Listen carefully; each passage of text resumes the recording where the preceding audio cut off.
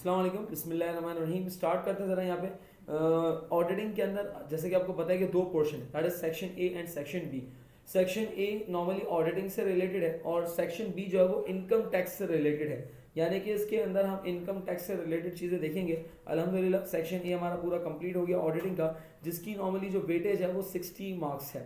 इसी तरीके से इनकम टैक्स की जो वेटेज है दैट इज 40 मार्क्स, और 40 मार्क्स के अंदर नॉर्मली इसका क्राइटेरिया, यानी कि एग्जामिनर का जो नॉर्मली क्राइटेरिया रहा है लास्ट ईयर्स के अंदर, अगर हम थोड़ा सा एनालिसिस करें तो 35 मार्क्स का आपके पास यहाँ पर एक क्वेश्चन देता है। 30 to 35 मार्क्स का आपके पास एक क्वेश्चन आता है, या नॉर्मली कभी 25, कभी 30, मिनिमम 25 टू 35 मार्क्स का एक क्वेश्चन आपके पास देता है, जिसमें आपने इनकम टैक्स को कैलकुलेट करना होता है। और रिमेनिंग जो 5 से 10 मार्क्स हैं वो आपके पास यहाँ पर रखता है फॉर थ्योरी पोर्शन। तो उसका मतलब एक बहुत एक्सेसिबल एरिया है, बहुत ज़्यादा मुश्किल नहीं है। आपको ऐसा है कि बहुत इजीली आप उसको कर सकते हैं, इतना ज़्यादा टाइम कंज्यूमिंग नहीं है, और बहुत इजीली आप उसके अंदर मार्क्स स्कोर कर सकते हैं।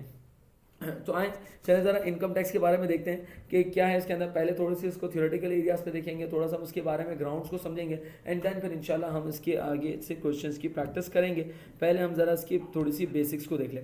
इनकम टैक्स, अच्छा अगर मैं बात करता हूँ यहाँ पे इनकम टैक्स की, इनकम टैक्स क्या है ये हम बाद में देखेंगे। पहले हम देखते हैं ज़रा टैक्स। टैक्स क्या है?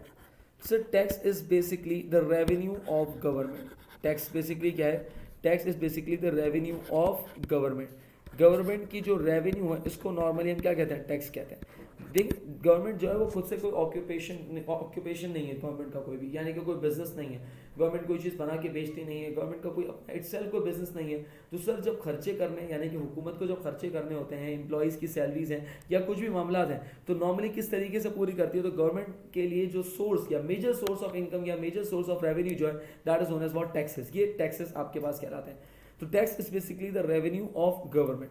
मैं टैक्स की अगर क्लासिफिकेशन देखूं तो tax can be classified in 2 major categories, that is known as what? Direct tax and indirect tax.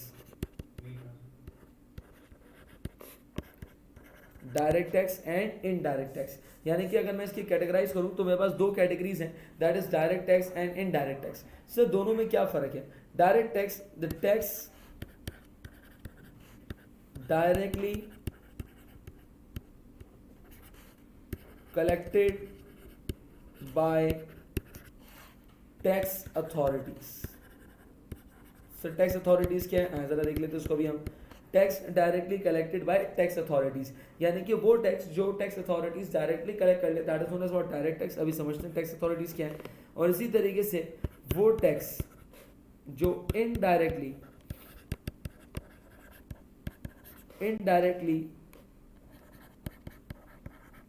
collected by tax authorities, indirectly collected by tax authorities is called indirect tax। Sir क्या मतलब? समझ नहीं आया। यानी कि direct tax क्या है? वो टैक्स जो डायरेक्टली टैक्स अथॉरिटीज कवर कर ले या कलेक्ट कर ले, that is known as what? Direct tax. और वो टैक्स जो इनडायरेक्टली टैक्स अथॉरिटीज कवर करें, that is known as what? Indirect tax. Sir पहले तो बताया टैक्स अथॉरिटीज क्या है। देखिए नॉर्मली अभी मैंने क्या कहा कि taxes are the revenues of government. अब जाहिर सी बात है जो इमरान खान साहब हैं या जो भी आपके प्राइम मिनिस्टर हैं, जो भी आपके पास यहाँ पर प्राइम मिनिस्टर हैं, क्या वो गवर्नमेंट खुद डायरेक्टली टैक्स कलेक्शन कर रही होगी? नहीं। क्या वो प्रेसिडेंट या प्राइम मिनिस्टर खुद डायरेक्टली टैक्स कलेक्ट कर रहा होगा? मतलब ऑब्वियसली नॉट। तो उसका मतलब ये कि करती है गवर्नमेंट एक इदारा, एक इंस्टीट्यूशन, एक ऑर्गेनाइजेशन उसके लिए सेटअप कर देती है। दैट इंस्टीट्यूशन, दैट इदारा is known as what? Tax authority, जिसको नॉर्मली क्या कहते हैं? Tax authorities. यानी कि हर कंट्री के अंदर कोई ना कोई आपके पास यहाँ पर टैक्स अथॉरिटीज होंगी जो नॉर्मली क्या करेंगे? टैक्स से रिलेटेड मामला को डील कर रही होंगी। तो उसका मतलब ये कि अगर मैं डायरेक्ट टैक्स की बात करूँ तो डायरेक्ट टैक्स वो टैक्स है जो टैक्स अथॉरिटीज, यानी कि गवर्नमेंट, बात एक ही है इसके अंदर, वो टैक्स जो डायरेक्टली टैक्स अथॉरिटीज कवर कर ले, कलेक्ट कर ले, that is known as what? Direct tax. और वो टैक्स जो आपके पास जाएगा तो गवर्नमेंट के पास ही, टैक्स अथॉरिटीज के पास ही जाएगा, लेकिन इनडायरेक्टली कलेक्ट कर रही होंगी, so that is known as what? Indirect tax. Sir इसकी कोई एग्जांपल आए जरा, इसकी एग्जांपल लेते हैं। इसकी एग्जांपल लेते हैं जरा। एग्जांपल, इसकी जो एग्जांपल है that is income tax. Income tax is the best example of direct tax. क्या मतलब आए जरा देखते हैं इसके अंदर कि अगर फॉर एग्जांपल इनकम टैक्स इसको कहते हैं जो आपकी इनकम के ऊपर टैक्स लगाया जाए। लेट्स से एक इंडिविजुअल है, उसकी एनुअल इनकम आ रही है 12 लाख। एनुअल इनकम कितनी आ गई? 12 लाख। लेट्स से अब ये 12 लाख के ऊपर लेट्स से एक एग्जांपल, एक इलस्ट्रेटिव रेट रहते हैं, रेट इनकम टैक्स का जो रेट है लेट्स से वो आपके पास यहाँ पे दे रहा है 10%, एग्जांपल दे रहा हूँ। 12 लाख की उसकी इनकम है, 10% इनकम टैक्स, तो उसका मतलब ये कि उसका टैक्स कितना बन गया? 1,20,000। ये क्या कहलाएगा? Income tax. इनकम के ऊपर जो टैक्स लगा that is known as what? Income tax. इसको नॉर्मली क्या कहेंगे? Income tax. अब नॉर्मली जो टैक्स पेयर होता है, जो इंडिविजुअल होता है, जब ये टैक्स पे करता है तो बीच में कोई मिडल मैन नहीं होता, ये टैक्स डायरेक्टली टैक्स अथॉरिटीज को आपने पे करना होता है। इसका मतलब ये है कि tax which is directly collected by the tax authorities is called direct tax. आते जरा इनडायरेक्ट टैक्स की एग्जांपल लेते हैं। इनडायरेक्ट टैक्स की बेस्ट एग्जांपल है दैट इज सेल्स टैक्स, जिसको नॉर्मली जीएसटी भी कहा जाता है। जीएसटी, उसको नॉर्मली वीएटी भी कहते हैं, value added tax. Sales tax, GST या वैल्यू एडेड टैक्स। सर ये क्या है? ये वो टैक्स है that is indirectly collected by the authorities. Authorities collect तो करती है लेकिन इनडायरेक्टली कलेक्ट कर रही होती है, डायरेक्टली कलेक्शन के प्रोसेस में इन्वॉल्व नहीं होती। नॉर्मली सेल्स टैक्स लगाया जाता है प्रोडक्ट्स के ऊपर, प्रोडक्ट्स कह लें, गुड्स कह लें या सर्विसेज कह लें।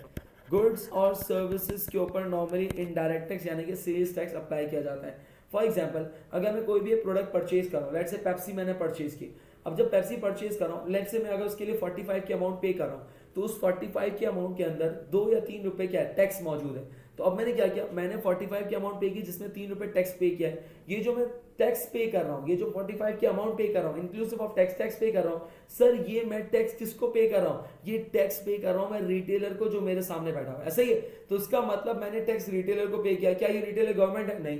क्या ये रिटेलर टैक्स अथॉरिटीज है? नहीं। तो ये तो रिटेलर, ये तो बिजनेसमैन है। मैंने इस रिटेलर को अमाउंट पे की। अब होगा क्या? ये रिटेलर आगे होलसेलर को पे करेगा, होलसेलर मैन्युफैक्चरर को, एंड लाइकवाइज मैन्युफैक्चरर जो है वो आपके पास करेगा क्या? गवर्नमेंट को पे कर देगा। इसका मतलब जाएगा गवर्नमेंट के पास ही, लेकिन डायरेक्टली नहीं बल्कि इनडायरेक्टली। बस समझ क्या है? तो ये आपके पास क्या कहलाता है? इनडायरेक्ट टैक्स कहलाता है। अच्छा, डायरेक्ट टैक्स के अंदर एक इंपॉर्टेंट फीचर है, डायरेक्ट टैक्स के अंदर एक इंपॉर्टेंट फीचर है, वो फीचर हाईलाइट कर देता हूं। Direct tax is basically administered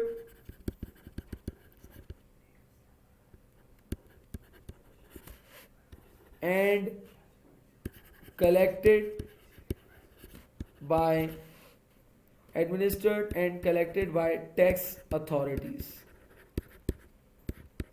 Administered and collected by tax authorities क्या मतलब? यानी कि जो नॉर्मली डायरेक्ट टैक्स होता है इसका जो एडमिनिस्ट्रेशन और जो कलेक्शन है वो टैक्स अथॉरिटीज के पास। क्या मतलब अभी समझते हैं जरा। इनडायरेक्ट टैक्स के अंदर बेसिकली आपके पास क्या है? Administered by tax authorities. क्या मतलब? यानी कि जो इनडायरेक्ट टैक्स है that is only administered by tax authorities. सिर्फ और सिर्फ क्या होती है? एडमिनिस्ट्रेशन करती है। जबकि अगर मैं डायरेक्ट टैक्स की बात करूं तो it is administered and collected by tax authorities. Sir ये दोनों में फर्क है। एडमिनिस्ट्रेटिव प्रोसेस, एडमिनिस्ट्रेशन किसको कहते हैं? कि जिसमें आप ये देखते हैं कि कितना टैक्स रेट लगाना है, किस पे लगाना है, किससे लेना है, किससे नहीं लेना, ये सारे डिसीजन मेकिंग, ये सारे एडमिनिस्ट्रेटिव मामला ये डायरेक्ट टैक्स के अंदर कौन करता है? टैक्स अथॉरिटीज करती हैं। ना कि ये कि सिर्फ और सिर्फ इसकी एडमिनिस्ट्रेटिव के अंदर इन्वॉल्व है, बल्कि कलेक्शन के अंदर भी डायरेक्टली कौन इन्वॉल्व है? टैक्स अथॉरिटीज इन्वॉल्व है। लेकिन अगर मैं बात करूं इनडायरेक्ट टैक्स के केस के अंदर, तो इनडायरेक्ट टैक्स के केस के अंदर टैक्स अथॉरिटीज सिर्फ और सिर्फ जो है वो एडमिनिस्ट्रेशन के अंदर इन्वॉल्व है, कलेक्शन के अंदर इन्वॉल्व नहीं है। That is administered by tax authorities. यानी कि सिर्फ और सिर्फ टैक्स अथॉरिटीज क्या कर रही होती है? एडमिनिस्ट्रेशन कर रही होती है, उसकी कलेक्शन के अंदर इन्वॉल्व नहीं होती। तो ये आपके पास क्या, ये फर्क है डायरेक्ट टैक्स और इनडायरेक्ट टैक्स के अंदर। यहाँ तक क्लियर इसके अंदर? सर अब हमें करना क्या है? हमारा जो ऑब्जेक्टिव है वो क्या है? सर हमें यहाँ पे डायरेक्ट टैक्स की जो एग्जांपल है दैट इज इनकम टैक्स, इससे रिलेटेड मुझे यहाँ पर देखना है। इनकम टैक्स से रिलेटेड मुझे यहाँ पर जो है वो तमाम मामला देखने हैं कि इनकम टैक्स क्या है, कैसे कैलकुलेट किया जाता है, ये तमाम चीज़ें मुझे यहाँ पे देखनी है इसके अंदर। अच्छा, जब मैं इनकम टैक्स की बात कर रहा हूँ तो सबसे पहले एक और चीज़ मैं यहाँ पे डिस्कस कर लेता हूँ। क्या सर? एक और चीज़ हम यहाँ पे डिस्कस कर लेते हैं that is the tax authorities.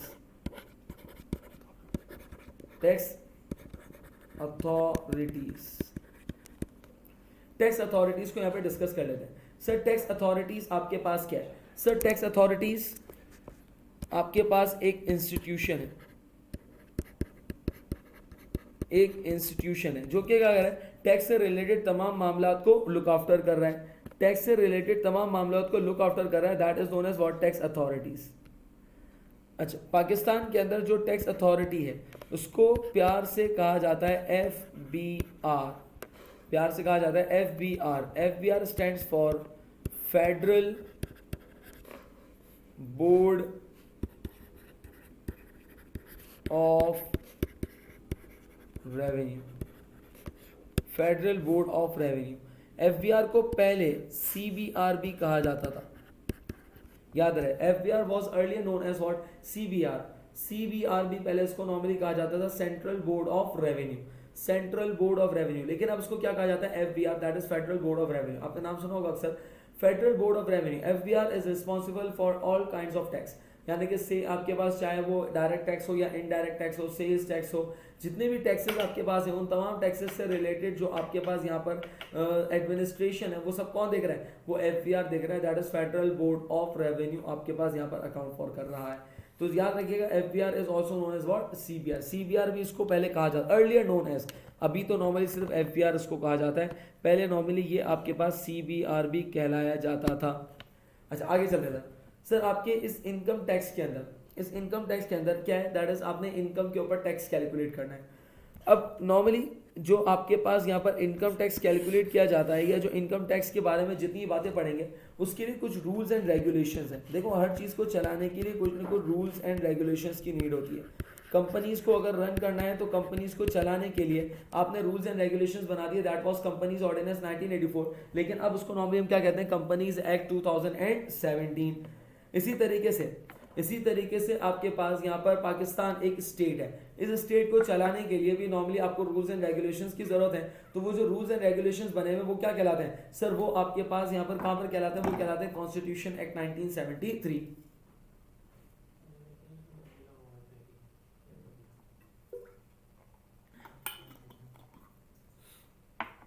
Likewise income tax से रिलेटेड जितने भी मामला हैं सर, उसके लिए भी मुझे रूल्स एंड रेगुलेशंस की जरूरत है। तो सर वो रूल्स एंड रेगुलेशंस कहाँ पर मेंशन है, वो रूल्स एंड रेगुलेशंस कहाँ हैं, तो उसके लिए भी मेरे पास एक लॉ है, एक किताब है, उसका नाम है income tax ordinance 2001, income tax ordinance 2001, यानी कि इनकम टैक्स से रिलेटेड जितने भी रूल्स एंड रेगुलेशंस हैं, ये सारे रूल्स एंड रेगुलेशंस कहाँ पे लिखे हुए हैं, इनकम टैक्स ऑर्डिनेंस 2001 में लिखे हुए हैं। जैसे कंपनीज के अंदर मीटिंग कब होंगी, कौन करेगा, डायरेक्टर्स की क्वालिफिकेशन क्या होनी चाहिए, डायरेक्टर्स कब अपॉइंट किए जाएंगे, ऑडिटर को कैसे अपॉइंट किया जाएगा, शेयर होल्डर्स कौन होंगे, शेयर होल्डर किस तरीके से AGM में पार्टिसिपेट कर सकते हैं, ये तमाम द रूल्स एंड रेगुलेशंस जो कंपनी से रिलेटेड थे सर, ये सब कहाँ मेंशन थे, कंपनीज एक्ट 2017 या कंपनीज ऑर्डिनेंस 1984 के अंदर। लेकिन अगर मैं बात करता हूं यहाँ पे इनकम टैक्स से रिलेटेड, तो इनकम टैक्स से रिलेटेड जो रूल्स एंड रेगुलेशंस है सर, ये कहाँ पे मेंशन है, ये मेंशन है income tax ordinance 2001। Income tax ordinance 2001 आपको बतलाएगा, सिखलाएगा कि किस तरीके से आपने इनकम टैक्स कैलकुलेट करना है, किसका कैलकुलेट नहीं करना, किसका कैलकुलेट करना है, क्या रेट होगा, क्या आपने टैक्स रेट चार्ज करना है, ये तमाम तर बातें आपको इनकम टैक्स ऑर्डिनेंस 2001 ब्रीफ करेगा। यहाँ तक बात समझ आती है इसके अंदर। अच्छा, अब आते जरा इनकम टैक्स से अगर हम पूछते हैं इनकम टैक्स ऑर्डिनेंस 2001, ये बताओ तो क्या करोगे, तुम्हारा ऑब्जेक्टिव क्या है, तो कहता है मैं टैक्स करूंगा। क्या मतलब, मैं टैक्स कैलकुलेट करूंगा या टैक्स रिकवर करूंगा। भाई किससे रिकवर कर सकते हो टैक्स, किससे टैक्स रिकवर करोगे, तो कहता है 3 तरह के लोग हैं, 3 तरह के आपके पास लोग हैं जिनसे मैं टैक्स रिकवर करूंगा।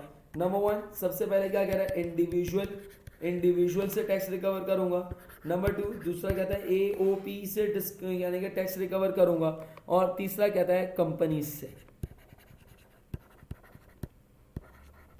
कहते हैं 3 तरह के लोगों से, मैं 3 तरह के लोगों से क्या करूंगा, मैं टैक्स रिकवर करूंगा, दैट इज इंडिविजुअल, AOP और कंपनीज।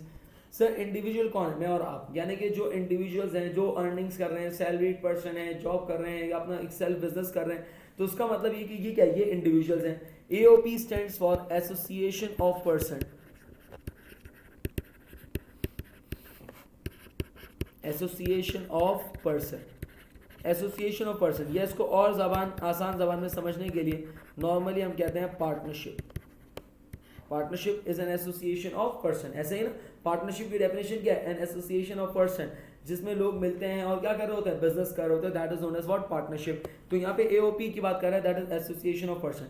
पहली बात क्या कही कि मैं किससे रिकवर करूंगा, इंडिविजुअल, चाहे वो सोल ट्रेडर हो या कोई इंडिविजुअल हो, सैलरीड पर्सन हो, जॉब करता हो, उससे टैक्स रिकवर करूंगा। और किससे करोगे, पार्टनरशिप कंपनी से करूंगा। और किससे करोगे सर, जितनी भी कंपनीज हैं जो जॉइंट स्टॉक कंपनीज हैं उनसे भी टैक्स रिकवर करूंगा, उनसे भी टैक्स रिकवर करूंगा, जॉइंट स्टॉक कंपनी से भी टैक्स रिकवर करूंगा। सर अगर देखा जाए तो इसने जब कहा कंपनीज यानी कि इनकम टैक्स ऑर्डिनेंस 2001, किसको टैक्स करोगे, तो कहता है मैं टैक्स 3 तरह के लोगों को करूंगा। इसने ये 3 कैटेगरीज नहीं बताई, इसने सबको अपने नेट में ले लिया, इसने सबको अपने टैक्स नेट के अंदर ले लिया। यानी कि इंडिविजुअल्स जो बच गए थे पार्टनरशिप के अंदर कवर कर लिया, और जो कंपनीज बच गई थी उनको जॉइंट स्टॉक कंपनीज के अंदर कवर कर लिया, यानी कि कंपनीज में कवर कर लिया। कह रहा है कि मैं टैक्स करूंगा किसको, 3 तरह के लोगों को टैक्स करूंगा, इंडिविजुअल को टैक्स करूंगा, एओपी को करूंगा, और इसी तरीके से आपके पास जो कंपनीज हैं जॉइंट स्टॉक कंपनीज हैं उनको भी टैक्स करूंगा। अच्छा अब आते जरा इंडिविजुअल, इंडिविजुअल की अगर हम बात करें तो सर कहता है कि इंडिविजुअल, अच्छा एक चीज के अंदर और बता दो जरा, आपके कोर्स के अंदर, आपके कोर्स के अंदर एओपी की टैक्सेशन और जॉइंट स्टॉक कंपनी की टैक्सेशन इंक्लूड नहीं है। सिर्फ आपको पता होना चाहिए कि नॉर्मली इनकम टैक्स ऑर्डिनेंस 3 आपके पास चीजों के ऊपर टैक्स करता है। नॉर्मली इंडिविजुअल को टैक्स करता है, एओपी को टैक्स करता है, और इसी तरीके से कंपनीज को टैक्स कर रहा होता है। लेकिन आपके कोर्स के अंदर एओपी और कंपनीज का जो टैक्स है वो इंक्लूडेड नहीं है। आगे चलते हैं जरा।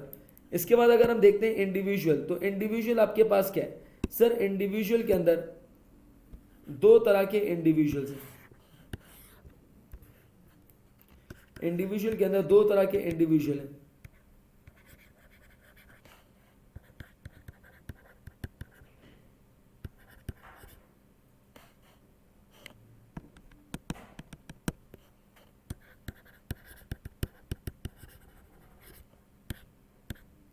दो तरह के इंडिविजुअल है, एक कहलाता है रेजिडेंट इंडिविजुअल और एक आपके पास कहलाता है non resident individual.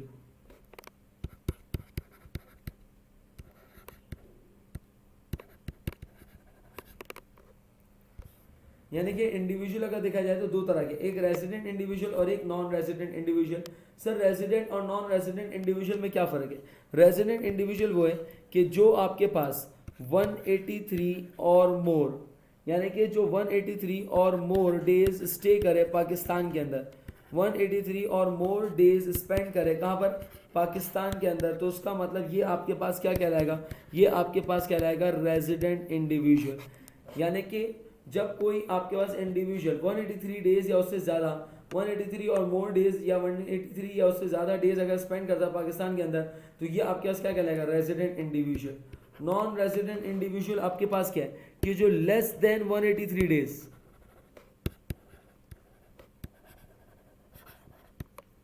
Less than 183 days stays in Pakistan.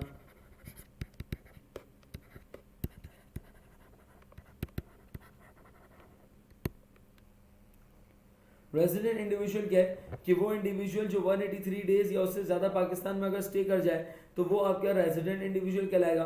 और नॉन रेजिडेंट इंडिविजुअल क्या है सर? वो इंडिविजुअल जो आपके पास 183 डेज से कम में पाकिस्तान स्टे करे, यानी कि 183 डेज या उससे कम अगर स्टे करता है तो वो आपके नॉन रेजिडेंट इंडिविजुअल कहलाएगा। चले अब आए जरा एक और चीज़ देखते हैं इसके अंदर। रेजिडेंट इंडिविजुअल आपके कोर्स का पार्ट है, लेकिन नॉन रेजिडेंट इंडिविजुअल की इनकम टैक्सेशन आपके कोर्स का पार्ट नहीं है, तो ये भी आपके लिए एक गुड न्यूज़ हो गई। तो पहली चीज़ हमने क्या देखी कि एओपी और कंपनीज की हमें इनकम टैक्स कैलकुलेट नहीं करनी, इसी तरीके से नॉन रेजिडेंट इंडिविजुअल की भी इनकम टैक्स को मुझे कैलकुलेट नहीं करना। अब आते ज़रा रेजिडेंट इंडिविजुअल, कहता है कि इनकम टैक्स ऑर्डिनेंस 2001 कि रेजिडेंट इंडिविजुअल जो है वो 5 तरीके से इनकम अर्न कर सकता है, 5 तरीके से पैसा कमा सकता है। एक रेजिडेंट एक इंडिविजुअल, और वो भी क्या रेजिडेंट है, जिसने 183 डेज या उससे ज़्यादा पाकिस्तान में स्टे किया, 5 तरीके से इनकम अर्न कर सकता है। एक आपके पास रेजिडेंट इंडिविजुअल की जो पहली एग्जाम्पल है, यानी कि रेजिडेंट इंडिविजुअल जो 5 इनकम अर्न कर सकता है वो क्या है? Number 1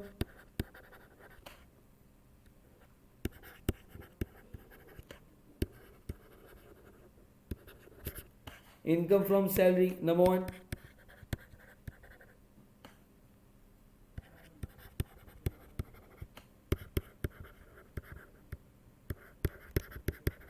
income from property,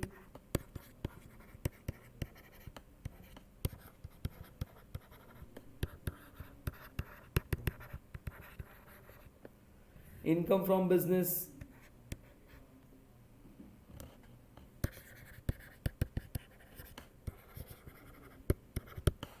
capital gain, और लास्ट है आपके पास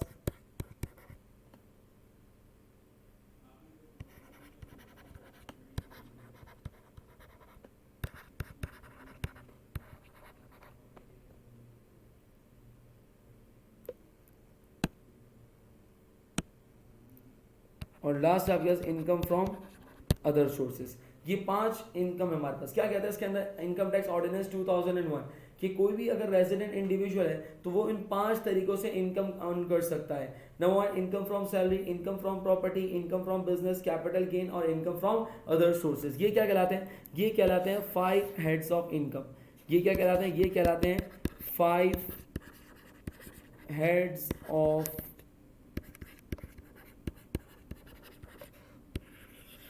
ये कहलाते हैं 5 हेड्स ऑफ इनकम। तो according to income tax ordinance 2001 5 heads of income है, यानी कि 5 हेड्स ऑफ इनकम है जिसके थ्रू कोई भी इंडिविजुअल इनकम अर्न कर सकता है। फॉर एग्जांपल अगर मैं एग्जांपल कि अगर मैं यहाँ पे एक जॉब कर रहा हूँ, ठीक है, मैं जॉब कर रहा हूँ, तो उसका मतलब मेरी जो इनकम होगी जॉब से मिल रही होगी वो क्या होगी? Income from salary. इसी तरीके से मैंने सोचा यार एक काम करता हूँ, मेरे पास एक फ्लैट खाली पड़ा हुआ है, वो फ्लैट में किराए पे दे देता हूँ। जॉब में कर रहा हूँ, साथ में फ्लैट भी मैंने किराए पे दे दिया, तो ये क्या कहलाएगा सर? ये कहलाएगा इनकम फ्रॉम प्रॉपर्टी। इसी तरीके से मैंने सोचा यार जॉब तो मैं कर रहा हूँ, फ्लैट भी किराए पे दिया है, वहां से भी इनकम आती रहेगी, लेकिन यार कोई ना कोई अपना छोटा मोटा एक बिजनेस स्टार्ट करना चाहिए। तो अब बिजनेस स्टार्ट करके जो इनकम आएगी that is known as what? Income from business. ये इनकम फ्रॉम बिजनेस कहलाएगी। इसी तरीके से लास्ट आपके पास क्या रहा है? That is the capital gain. Capital gain आपके पास क्या है कि अगर आपके पास किसी कंपनी के शेयर्स थे, आपने 40 रुपए पर शेयर आपने परचेज किया था, अब आपने इसको 45 रुपीज पर शेयर पे क्या कर दिया? उसको सेल आउट कर दिया। आपने 40 रुपए का शेयर था, आपने 45 पे दे दिया। तो शेयर्स बेचकर या प्रॉपर्टी बेच के, शेयर्स या प्रॉपर्टी बेच के जो आप इनकम अर्न कर रहे हैं that is known as what? Capital gain. I repeat, यानी कि शेयर्स या प्रॉपर्टी बेच के, शेयर्स या प्रॉपर्टी बेच के जो पैसे इनकम आप पैसे अर्न किए that is known as what? Capital gain आपके पास यहाँ पर कहलाएगा। और इसी तरीके से लास्ट आ रहा है income from other sources. Income from other sources आपके पास क्या है कि वो इनकम जो इन चारों में क्लासिफाई ना करें उसको हम कहाँ पे रिकॉर्ड कर देंगे? इनकम फ्रॉम अदर सोर्सेज के अंदर। तो ये 5 जो इनकम्स हैं ये क्या कहलाती हैं सर? ये कहलाती हैं 5 हेड्स ऑफ इनकम। क्या कहलाती है ये? 5 heads of income. Again Karachi university का आप लोगों के ऊपर एक एहसान, आपके कोर्स के अंदर capital gain, income from operations, income from other sources तो है, कैपिटल गेन और इनकम फ्रॉम बिजनेस आपके कोर्स का पार्ट नहीं है।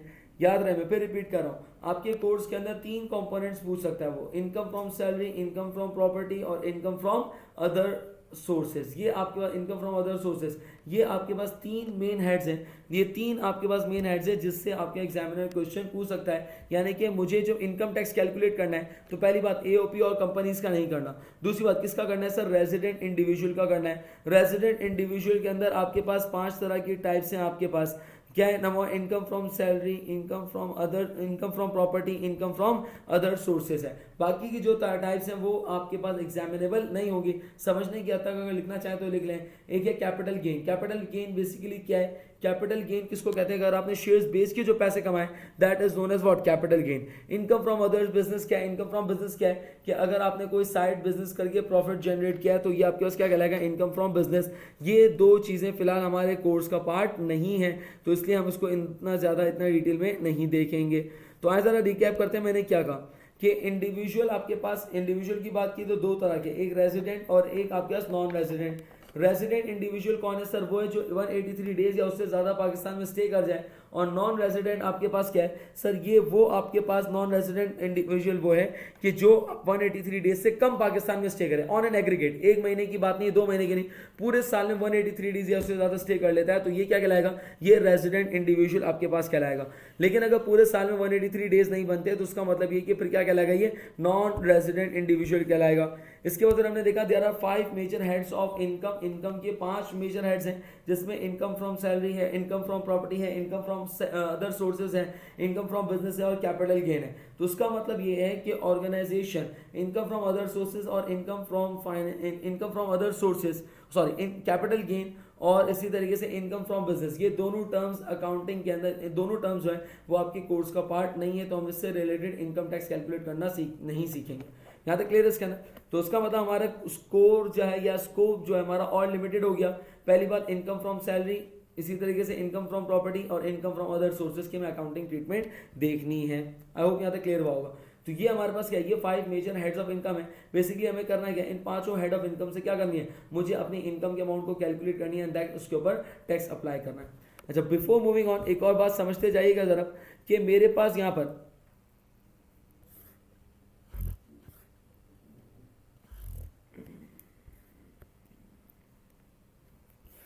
अच्छा, income from salary, income from property और इसी तरीके से इनकम फ्रॉम अदर सोर्सेज हमारे कोर्स का पार्ट है, इसको हमें देखना है इसके अंदर। अच्छा, इसी तरीके से एक और चीज़ समझिएगा ज़रा कि मेरे पास यहाँ पर अगर कोई इनकम टैक्स की कैलकुलेशन है तो मुझे होगा क्या, मुझे क्वेश्चन के अंदर पूरा डाटा दिया हुआ होगा, मुझे करना क्या होगा, मुझे उसमें से रेलिवेंट एरियाज को पुट करके मुझे अपनी रिमेनिंग फिगर को कैलकुलेट करना है। यानी कि हो सकता है वो आपसे पूछे कि एसेट्स की वैल्यू कितनी है, हो सकता है कि रेवेन्यूज और एक्सपेंसेस की वैल्यू पूछे, तो ये सारी बातें मुझे उसके अंदर वहाँ पे एक्सप्लेन या ब्रीफ करनी है। तो ये हमारा 5 हेड्स ऑफ इनकम है, जिसको नॉर्मली 5 हेड्स ऑफ इनकम कहा जाता है, यानी कि income from salary, income from property और इनकम फ्रॉम अदर सोर्सेज। बाकी 2 भी हैं लेकिन वो हमारे कोर्स का पार्ट नहीं है। यहाँ तक क्लियर इसके अंदर। तो ये हमने यहाँ पे थोड़ा सा बेसिक स्ट्रक्चर देखा किसका, कि इनकम टैक्स का। इनकम टैक्स आपके पास क्या है, और जाहिर बात है ये ज़रूरी था, क्योंकि अगर यहाँ पे कॉन्फिडेंस ना आता है, इनकम टैक्स को ना समझते तो आगे के लेक्चर के अंदर डेफिनेटली आपको ट्रबल करना पड़ता। तो इनकम टैक्स आपके पास क्या है, डायरेक्ट और इनडायरेक्ट। डायरेक्ट टैक्स आपके पास जो डायरेक्टली कलेक्ट कर ले, और इनडायरेक्ट टैक्स जो कि गवर्नमेंट डायरेक्टली कलेक्ट ना करे, सेल्स टैक्स के थ्रू कमिट करे। तो उसके लिए करना क्या होगा, बेसिक एग्जाम्पल थी जिसके अंदर हमने यहाँ पर जो है वो बेसिक एग्जाम्पल्स को यहाँ पे देखा कि डायरेक्ट टैक्स बेसिकली क्या है। इनडायरेक्ट टैक्स, क्योंकि हमें नॉर्मली इनडायरेक्ट टैक्स के बारे में कुछ भी नहीं पढ़ना, सिर्फ और सिर्फ डायरेक्ट टैक्स के बारे में पढ़ना है, तो डायरेक्ट टैक्स के बारे में हम डील कर रहे हैं। फिर इसी तरीके से हमने देखा था डायरेक्ट टैक्स जो है वो आपके पास रूल्स एंड रेगुलेशंस हैं। इनकम टैक्स ऑर्डिनेंस 2001, इसके लिए जो रेलिवेंट है, इनकम टैक्स ऑर्डिनेंस 2001 करेगा क्या, पूरी सुपरविजन करेगा, यानी कि गाइड करेगा कि क्या चीज़ें रेलिवेंट है, क्या चीज़ें इररेलेवेंट है, किन चीज़ों को अकाउंट फॉर करना है, किन चीज़ों को अकाउंट फॉर नहीं करना। इसी तरीके से AOP है और कंपनीज हैं, ये भी आपके पास क्या कर रहे हैं, ये भी आपके पास इंडिविजुअल, यानी कि आपके पास इंडिविजुअल है, AOP है और कंपनीज हैं, ये भी क्या सर, ये भी आपके पास, इनको भी इनकम टैक्स ऑर्डिनेंस जो है वो टैक्स करता है। लेकिन हमारे कोर्स के अंदर क्या है, सिर्फ और सिर्फ इंडिविजुअल की टैक्सेशन है। इंडिविजुअल के अंदर भी 2 हैं, एक रेजिडेंट और एक नॉन रेजिडेंट। नॉन रेजिडेंट हमारे कोर्स का पार्ट नहीं है, सिर्फ रेजिडेंट इंडिविजुअल है। रेजिडेंट इंडिविजुअल कौन होता है, जो 183 डेज या उससे ज्यादा पाकिस्तान में स्टे कर जाए इन एन एग्रीगेट पूरे साल में, तो वो रेजिडेंट इंडिविजुअल आपके पास कहलाएगा। इसी तरीके से रेजिडेंट इंडिविजुअल जो है वो 5 तरह के पैसे अर्न कर सकता है। एक आपके पास income from salary, income from property, income from business, capital gain और इनकम फ्रॉम अदर सोर्सेज। आपके कोर्स के अंदर 2 चीजें नहीं है, इनकम फ्रॉम बिजनेस और कैपिटल गेन आपके कोर्स का पार्ट नहीं है, लेकिन हाँ बाकी चीज़ों से मुझे इनकम टैक्स को कैलकुलेट करना पड़ेगा। क्या यहाँ तक बात समझ आती है इसके अंदर।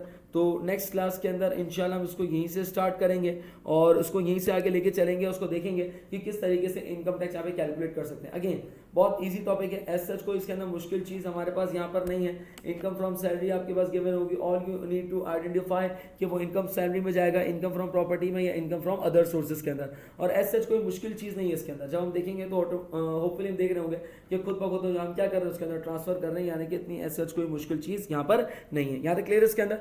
तो नेक्स्ट लेक्चर इंशाल्लाह जब हम स्टार्ट करेंगे तो सबसे पहले हम इनकम फ्रॉम सैलरी देखेंगे, इनकम फ्रॉम सैलरी क्या है और इनकम फ्रॉम सैलरी से रिलेटेड क्या क्या रूल्स एंड रेगुलेशंस हैं जो कि हमें इनकम टैक्स ऑर्डिनेंस 2001 के अंदर बतलाए गए हैं। तो उन तमाम रूल्स एंड रेगुलेशंस और उन तमाम प्रेजेंटेशंस को देखते हुए हम इंशाल्लाह नेक्स्ट क्लास के अंदर या नेक्स्ट लेक्चर के अंदर हम जो है वो आपके पास इनकम यानी कि इनकम टैक्स के पोर्शन को उसको हम यहाँ पे आगे लेके चलेंगे। Thank you so much. Next class में इसको कंटिन्यू करते हैं। और एक और चीज़ इसके अंदर मैंने फिर कहा कि बहुत इंपॉर्टेंट एरिया, प्लीज़ मत भूलिएगा इसको, बहुत इंपॉर्टेंट एरिया, 40 मार्क्स का एरिया है और ऐसा मुश्किल चीज़ नहीं है। साथ साथ अगर आप करते रहेंगे तो इंशाल्लाह आपको प्रॉब्लम नहीं होगी। जो कैलकुलेशंस हम कर रहे होंगे, फर्स्ट ऑफ ऑल हम करेंगे क्या, हम इनकम टैक्स ऑर्डिनेंस 2001 से रिलेटेड कुछ प्रोविजंस को हम डिस्कस करेंगे। कुछ रूल्स हैं कि कौन सी इनकम इंक्लूड होगी, कौन सी इनकम इंक्लूड नहीं होगी, ये तमाम रूल्स एंड रेगुलेशंस हैं। तो इन तमाम रूल्स एंड रेगुलेशंस को हम पहले अकाउंट फॉर करेंगे और अकाउंट फॉर करने के बाद अकाउंट फॉर करने के बाद, समझने के बाद फिर हम उसके कैलकुलेशंस की तरफ जाएंगे। नॉर्मली इसकी सिंपल रिक्वायरमेंट होती है जो नॉर्मली हर साल आपके पास यहाँ पर आती है, वही रिक्वायरमेंट्स को आपने फुलफिल करना होगा। तो मेक श्योर कीजिएगा कि इस टॉपिक को आप साथ साथ लेके चलते रहें ताकि आपको एट दी एंड इशू या प्रॉब्लम ना हो। ठीक है, तो नेक्स्ट क्लास के अंदर, नेक्स्ट लेक्चर के अंदर इसको आगे कंटिन्यू करेंगे। थैंक यू सो मच, अल्लाह हाफिज़।